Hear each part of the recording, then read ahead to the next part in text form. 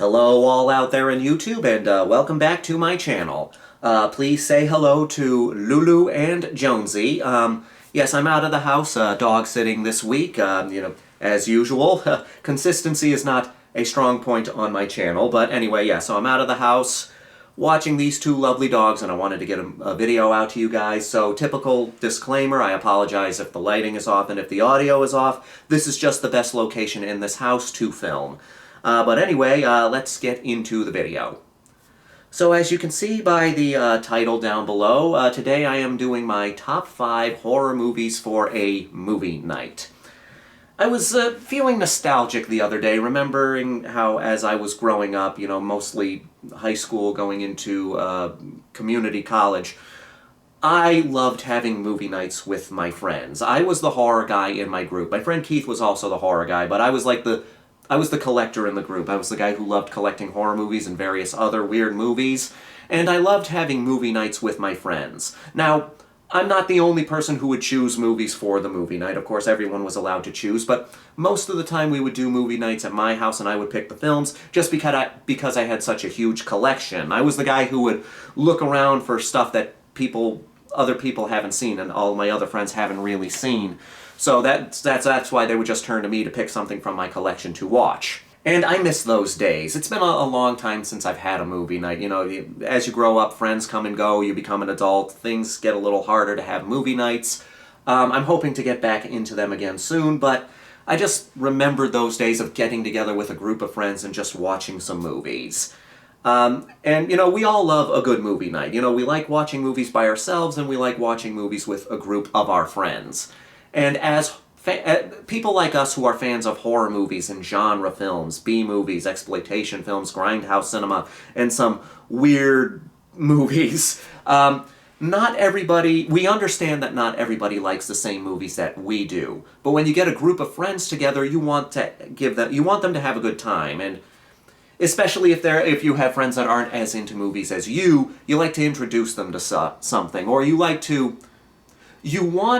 your friends to have a good time as you share the genre you love with them. On this list, I wanted to do my top 5 picks of horror movies that would make for a fun movie night. Now, the reason I'm doing 5 instead of 10 is because I just thought 5 was a better ranking and a better number for this particular video. Top 10 lists are great. Top 15, top 20, however you go. But in terms of recommending movies, like for the sheer purpose of recommending movies for a movie night, I thought 5 was a better number. These are movies that, since a lot of people are horror fans and they like a lot of the people who watch my videos are horror fans and people who like the same kind of movies that I do, there's a very, very good chance that you have seen all of the movies on this list, if not most of the movies on this list. This is not necessarily a recommendation of movies that you haven't seen. These are recommendations of horror movies that I think make for a fun movie night. That would, if you get a bunch of friends together to watch these movies, for me, these are better movies that I think they would have a better chance of everyone enjoying these films, because it's fun to watch movies with your friends, whether you're, on the edge of your seat together, whether you're thrilled and you whispered next to you, it's like, oh my god, what's going to happen next? Whether you're laughing at the movie or with the movie, it's a good time watching movies with friends, and you want to pick movies that even if they're not necessarily good movies, they are fun to watch with a group. That's the specific reason for this. I think these are good movies to watch with a group of friends, either because they're fun, because they're thrilling, or for other reasons. Because when we watch movies that we've seen before with our friends or with other people, part of the entertainment is seeing their reaction to the film and watching their reaction to the film that you have seen before. And one more quick thing, this is not a ranking of the quality of films. Yes, they are in order from 5 to 1, but it's not ranking of quality. I am not saying that one movie is better than the other. I'm just saying, this is the particular order of movies, again, to watch with a group of people. The specific thing here is fun with a group, fun with a group of friends, fun for a movie night. So the quality of movie is not as important as how much enjoyment you will get out of watching it with other people, specifically. So, yes. So that's the criteria. So, let's get into that here. So here we go, my top 5 horror movies that would make for a fun movie night, or at least an unforgettable movie night. At number 5, we have Tucker and Dale versus Evil. If you have a group of friends and not everyone is as big of a horror nut as you are, a horror comedy is a great way to go, especially one that leans a little more to the comedy side than the horror side, because everybody loves a good laugh, and Tucker and Dale vs. Evil is a fun horror movie. One of the reasons I picked these movies is because I have seen success with these films. You know, I have and had friends that were not as into the horror genre as I was, but they enjoyed these movies that I showed them, or they at least appreciated the fact that I showed them these films. Tucker and Dale vs. Evil is one of my favorite horror comedies, one of my favorite recent horror movies. What's great about Tucker and Dale vs. Evil is it's a horror parody, but it's a parody where you don't have to really know about the genre it's parodying to have a good time with it. So the premise of the story is you have Tucker and Dale, who are these two hillbillies who are trying to fix up this cabin, that their vacation cabin out in the woods. At the same time that they are out there, this group of college kids comes out to have a party. Now, looks like it's going to be your typical backwoods-style horror movie with, you know, these killer hillbillies going around killing these college kids, but we learn right away that that's not what this is. That's not, Tucker and Dale are not evil hillbillies. What we have here is a series of misunderstandings. What happens is, as Tucker and Dale are out fishing one night, the college kids are having a camp out, they're getting drunk and stoned, they decide to go skinny dipping. One of the young ladies accidentally falls in the water, hi Lou, accidentally falls in the water and knocks herself out, and Tucker and Dale save her. Now, the problem is her friends see what's happening and they mistake Tucker and Dale for evil backwoods hillbillies. They think that they've kidnapped their friend. So what ends up happening is, as these friends are trying to rescue their friend from Tucker and Dale, who are actually nice guys, they accidentally kill themselves as they're going around the woods. And that's where the comedy comes in. It's a very dark, bloody comedy. So you have Tucker and Dale, you know, dealing with these kids who are trying to save their friend with all these accidents that are happening, resulting in certain deaths, resulting in more misunderstandings.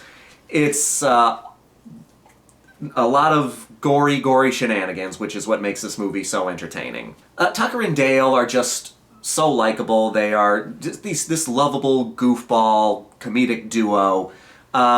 The college kids, you know, yeah, they fall into that, you know, they fall into a lot of stereotypes, and there are moments where things that are moving the plot forward is stupidity, and that is something that bothers me in most horror movies, but not horror comedies, because the point of these movies is comedy, especially the horror movies, the horror comedies that lean more towards comedy.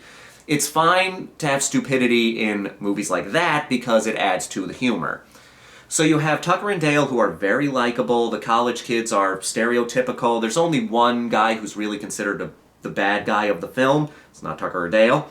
And you have some amazing moments of slapstick here. This is a gory horror movie, and the slapstick comes from a lot of violence and death, resulting in splatstick.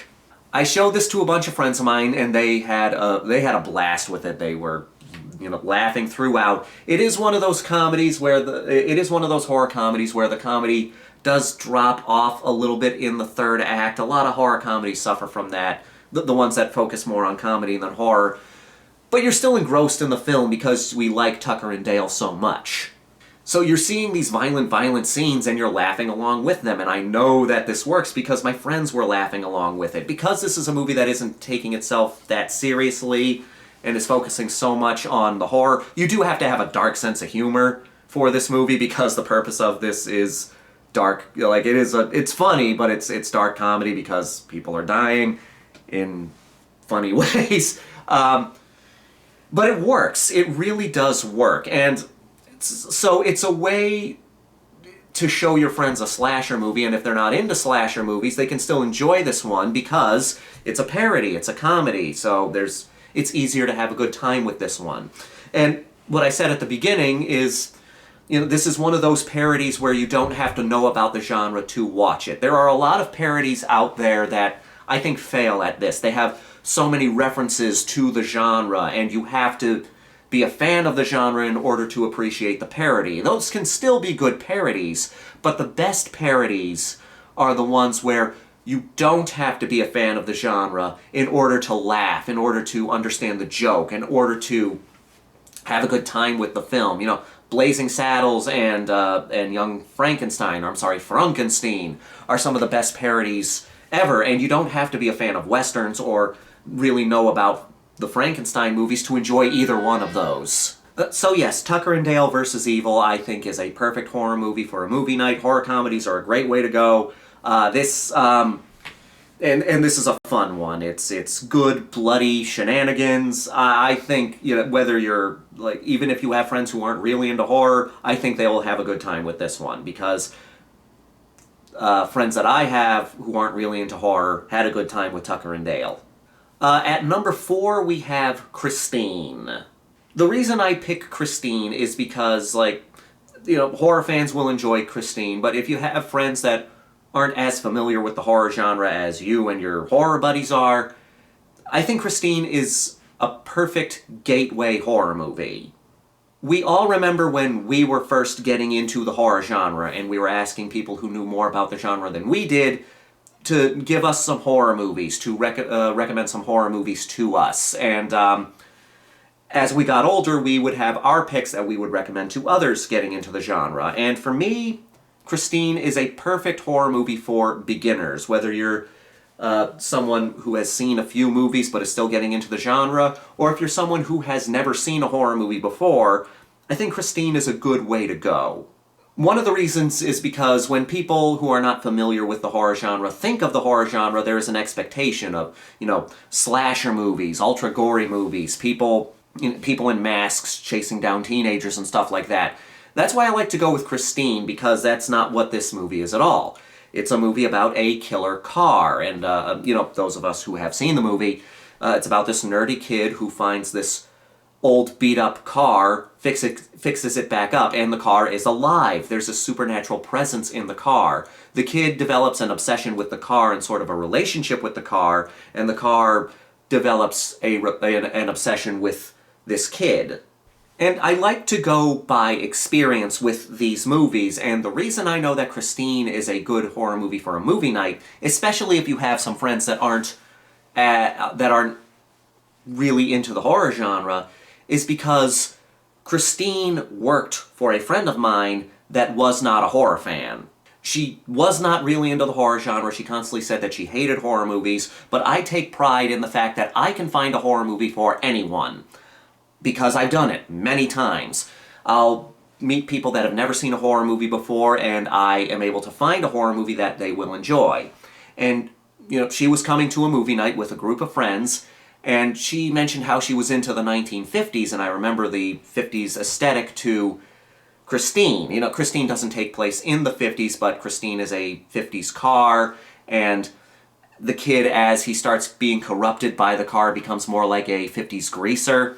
And this woman, who said that she hates horror movies, that says that horror movies are way too scary and she would never watch them, loved Christine. She absolutely loved this movie. So I found a person's favorite horror movie who said they never liked horror movies. That's one of the reasons why I recommend Christine. It's a good movie for people just getting into the genre. It's not too gory, but there's still plenty of suspense in there. It's an interesting premise because everybody knows what it's like to be obsessed with something, or they know somebody who has been so obsessed with something, and sometimes it can be seen as an unhealthy thing, and it's not a scary movie. There is plenty of suspense. There's plenty of intensity in it. Admittedly, it doesn't go as all-out gory as some other horror films, but it still has that suspense. It still has that intrigue. It still has that tension throughout the film. And of course, like, what I love about it is it's a silly premise, but it's handled seriously and it's done so well. I love when a movie takes a premise that seems like it's going to be ridiculous, goofy, and stupid, but handles it in such a serious way that, you know, it works. So, like, okay, this is a legitimately good, legitimately suspenseful horror movie. Not that silly horror movies can't be good, but you know, silly horror movies have a hard time being scary, and this is not, and Christine is not a silly horror movie, it's a suspenseful, very well done horror movie. So yes, Christine, for me this is a perfect horror movie for a movie night, because it's a good movie for your friends who are horror fans, and it's a good movie for your friends who aren't quite horror fans, and it shows them what you can do with the horror genre, you know, other than the, you know, masked killers and stuff that non-horror fans think about. Plus, it's John Carpenter making a movie based on a story by Stephen King. So you have the best of two worlds there, you know. Christine, great little movie. Number 3, we have The People Under the Stairs. We're going back to the horror comedy side of things, because People Under the Stairs is a horror comedy. But while this is a funny movie, it's that movie that walks such a fine line between horror and comedy, and I think it's a perfect mixture. It's equally suspenseful as it is funny. So, like I said, there are those horror comedies that some lean more towards comedy, some lean more towards horror, but People Under the Stairs is that incident where it's just such a perfect line between horror and comedy, and it blends so well together that it gives you the best of both worlds. This is my second favorite movie by the late, great Wes Craven. Number 1 is The Hills Have Eyes, number 2 is People Under the Stairs, and I love Nightmare on Elm Street, I love Scream, I love both of those movies, and I will not say that The Hills Have Eyes and People Under the Stairs are better than Scream and Nightmare on Elm Street, but I'm also not going to say that Nightmare on Elm Street and Scream are better than The Hills Have Eyes and People Under the Stairs. They're great for their own reasons. It's just that People Under the Stairs just, I don't know what it is, it just works for me so much. But yeah, like I said, the reason I think this is good for a movie night is it threads that needle of horror and comedy so well. It has the violent moments, it has the suspenseful moments, but it has goofy moments mixed in so well with it. Like, there are moments where you're on the edge of your seat, like, oh my god, what's gonna happen? And then there are moments when you're laughing because of a silly line or a, you know, goofy moment. There is some slapstick in here, but yeah, it is a horror comedy, and that needs to be expected. This is a horror comedy. And it's also one of my favorite home invasion movies. If I were to do a list of home invasion movies, this would be in the top 3, I think. And it's one of those home invasion movies that has a spin on the genre. Usually in a home invasion movie, the people in the house are being terrorized by the people who are breaking into it. In this movie, the people who are breaking into this house are the ones being terrorized by the people that live there.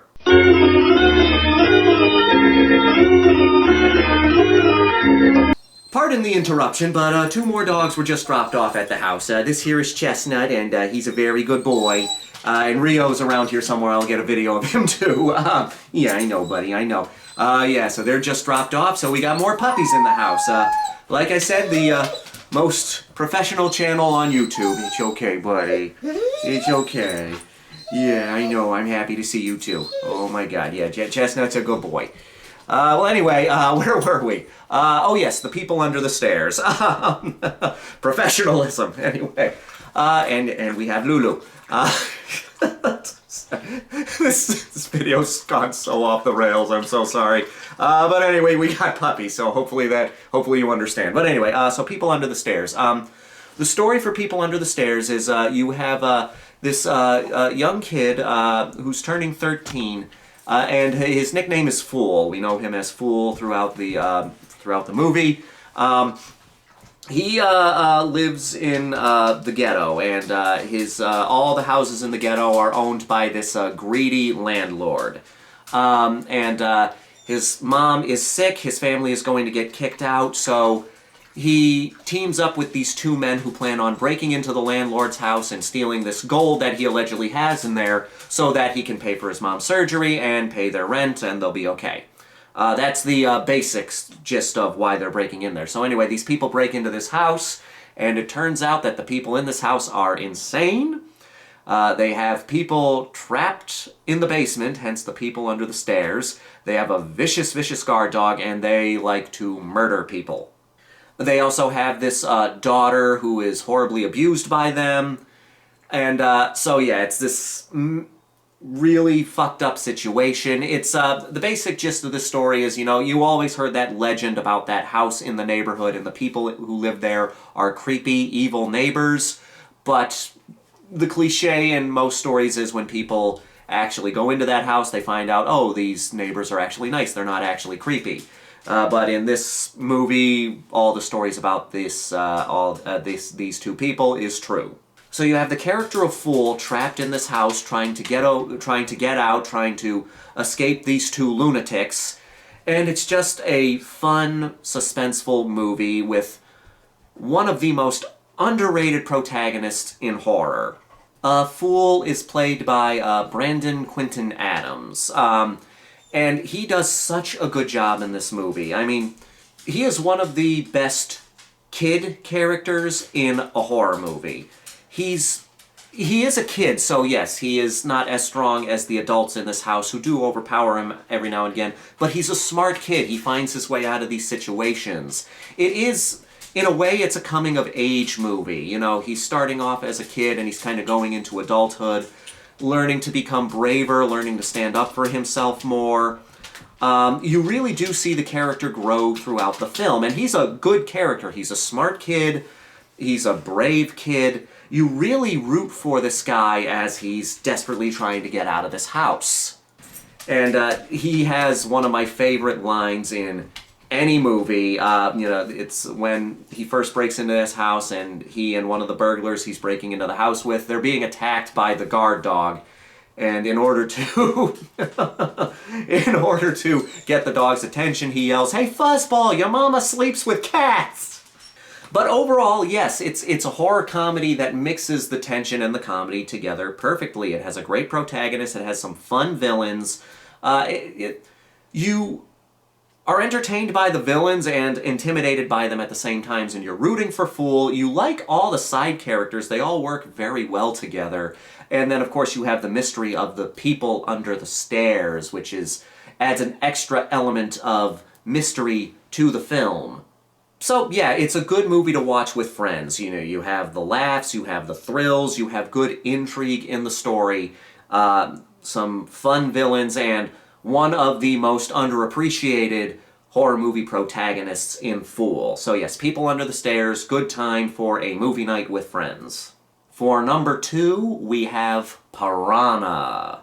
Piranha is my second favorite animal attack movie after Jaws. And yes, it was done as a Jaws ripoff, but it's a Jaws ripoff that Steven Spielberg loves. I mean, he enjoyed the movie. Piranha was produced by Roger Corman and directed by Joe Dante, one of the most underrated horror directors. This is the man who gave us Gremlins and The Howling.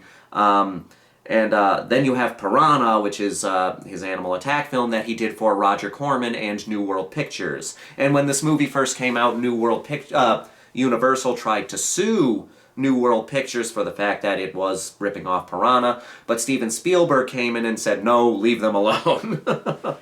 And so the movie was allowed to be distributed throughout America. Animal attack flicks and, you know, creature features and, killer animal movies. That is my comfort genre. We all have our comfort genre, you know, when we just want to sit down and watch a movie. Animal attack films and killer animal films and nature strikes back films, that's my comfort genre. I mean, you know, humans are at the top of the food chain, and sometimes it's just fun to watch us getting taken down a notch. Sometimes it's fun to watch people get eaten by animals. So Piranha, yeah, it's my favorite Jaws ripoff. It's one of my favorite animal attack films. It's one of my favorite 1970s horror movies. One of, if not my favorite Roger Corman movie. or a Roger Corman produced movie. There are funny moments in this movie. Piranha is a B movie. It's a B movie, and it's a very fun B movie. There are humorous moments in it, but there is plenty of suspense in this film. I think animal attack movies are the easiest kinds of movies for people outside of the horror genre to watch and enjoy, because like I said, sometimes it's fun watching people get eaten. And Piranha has, it does have, like I said, it has its gory moments. It has some funny moments and some intense moments, which is a common factor in quite a few of the movies I've been talking about in this list.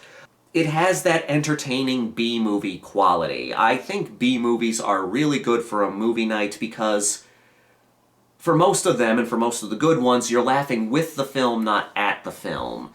Yeah, like, Piranha has that B-movie charm to it that allows you to laugh with the movie. You're having a good time. You're well aware that this movie is just trying to give you a fun, while also suspenseful and scary time mixed together.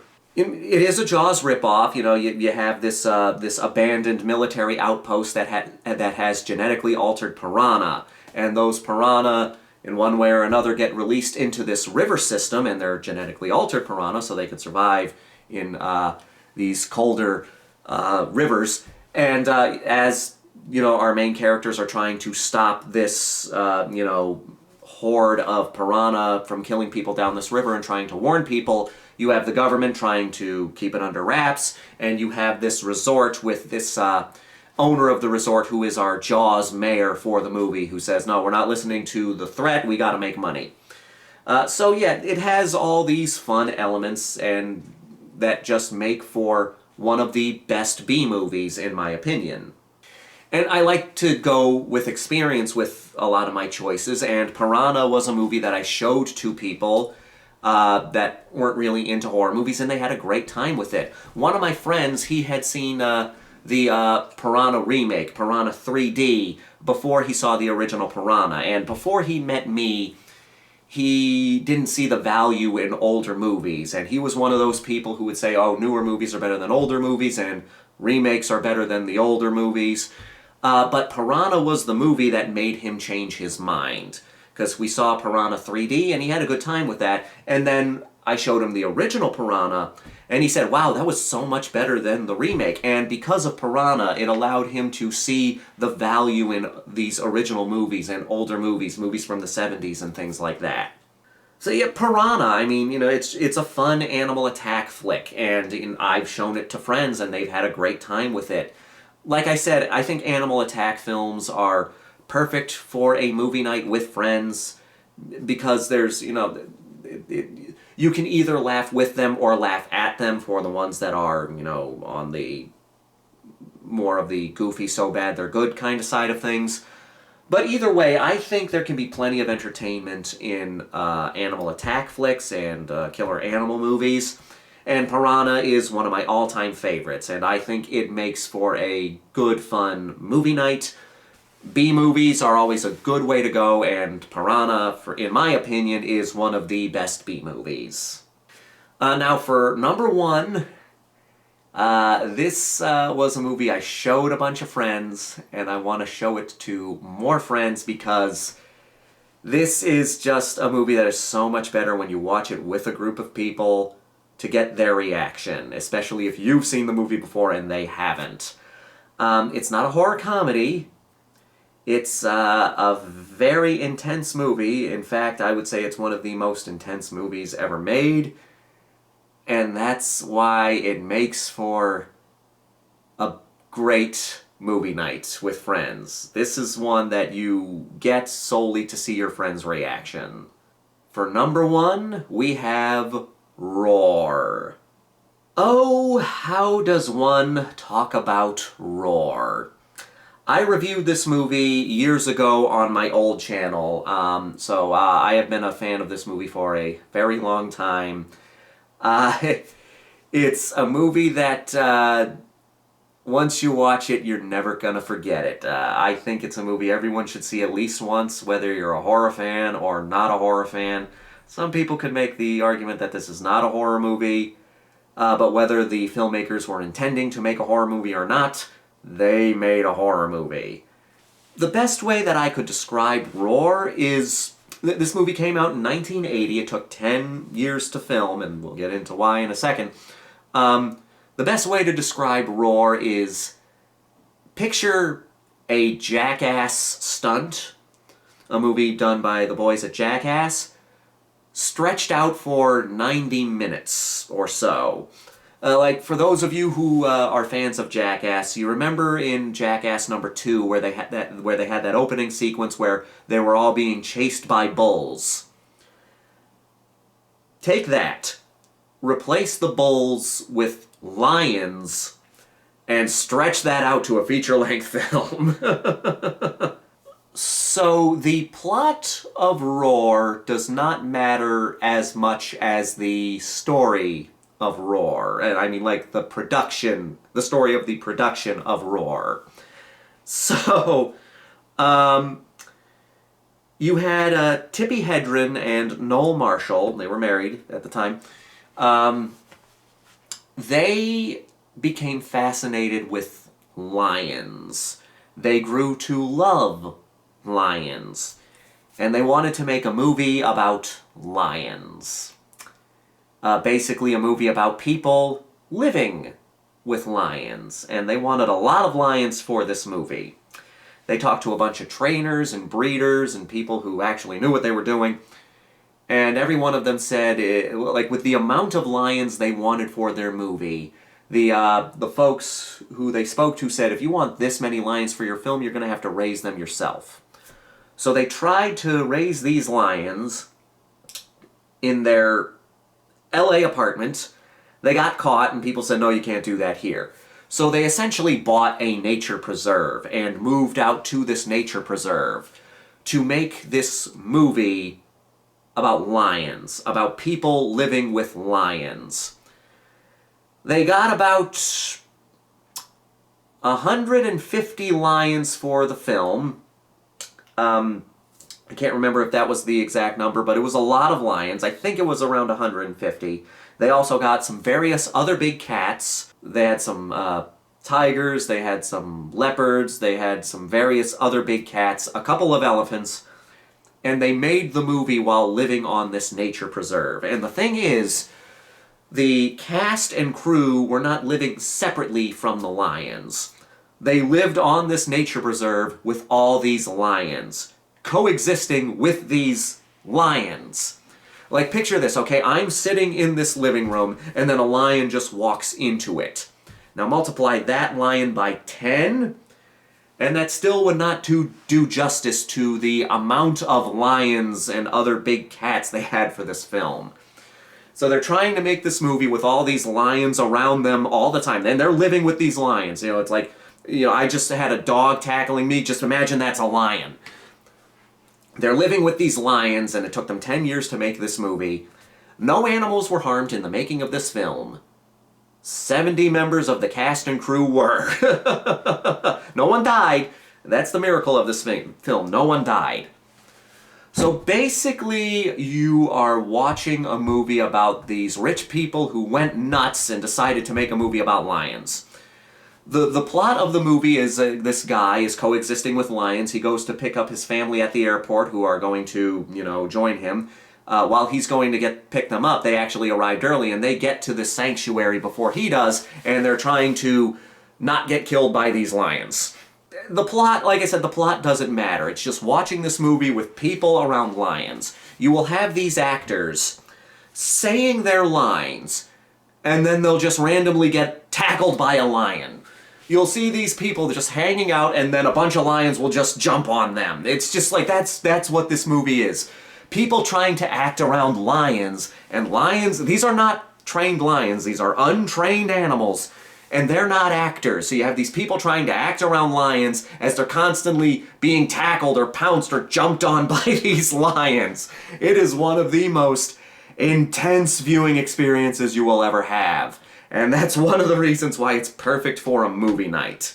This was, I had a movie night with a bunch of friends, and this was the first movie night I had with a woman who became my girlfriend at the time. We're not dating anymore, we're just friends now, but I showed her this, and then we started dating after that, which I think is a miracle. I don't know why she gave me a chance after this. But anyway, we're watching these. I showed them this movie, and this was the first time I had watched the movie too.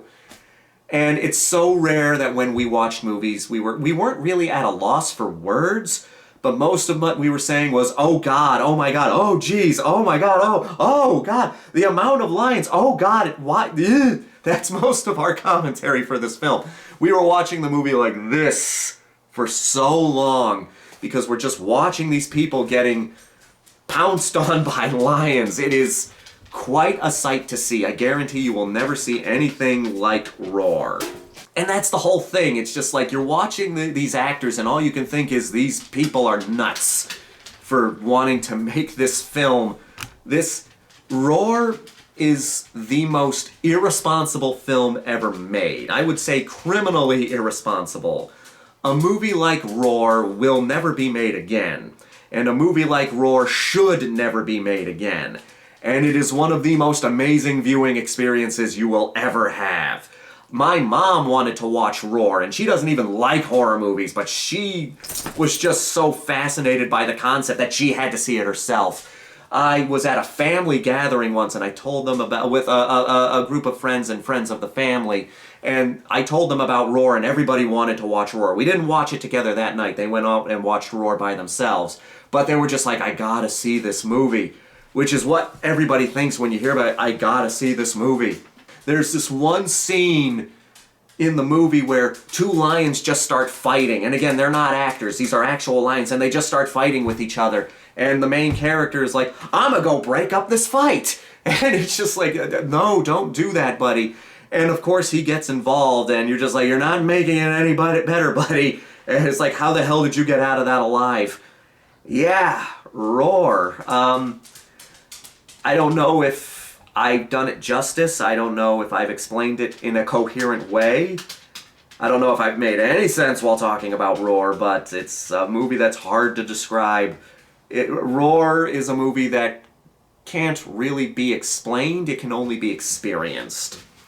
And I think you should experience it for your next movie night. Get some popcorn and just be ready for one of the most intense viewing experiences you'll ever have. In a good way, because everybody lived.